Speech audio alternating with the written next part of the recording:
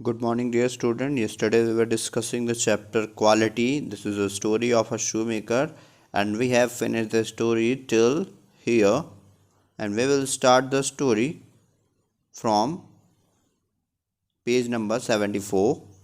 Okay, so author reminds an incident with Mr. Jessler. Once he said, I cannot forget that day on which I had occasion to say to him, Mr. Jessler, that last pair of boots creaked, you know. He reminds him the fault of his boot. He looked at me. He looked at the author for a time without replying, as he expecting me to withdraw our quality. The statement then said, it should not have creaked. He said, they should not be creaked. They should not be damaged. It did, I am afraid. But author said, but it did. You got them when before they found themselves. Okay, he asked to bought them shoes and show him. I don't think so. Author said, I don't think so. At that, the lowered his eyes as if hunting for a memory. Those boots, I felt sorry I had mentioned this grave thing. Send them back.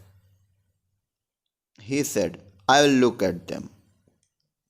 Okay. When he complained for his boots, he said, send them back. He will look them.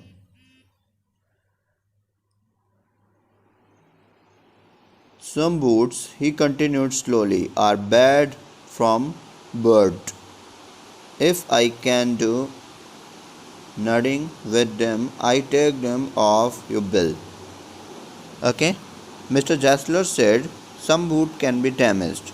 If he cannot do anything with the boot, he will return his will. Once I went absent-mindedly into his shop in a pair of boots bought in an emergency at some large firm.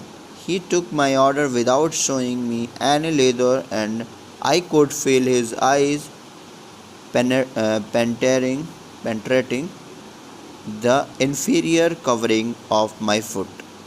At last, he said, those are not my boots. Okay?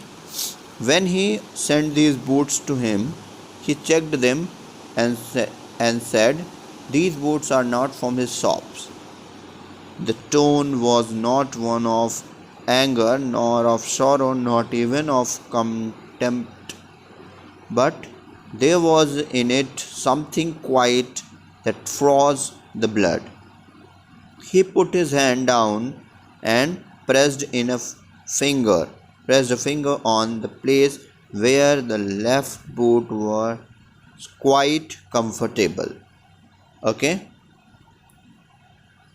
When he wore the shoes and check it and press that spot where the boot were quite uncomfortable. Okay. And he replied, not with an anger, not with a sorrow, not a contempt. Okay. He replied simply to him. Okay. So student, let's see the next para. It urges you there, he said. Those big worms have no self-respect.